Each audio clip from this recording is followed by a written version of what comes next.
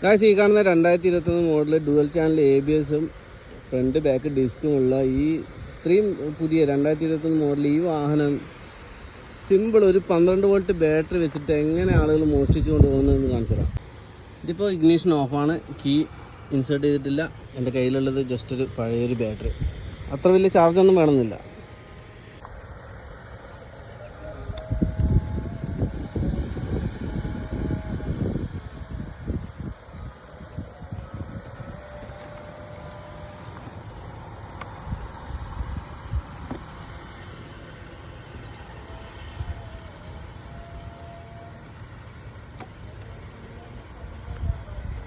നോട്ടറയ്ക്ക്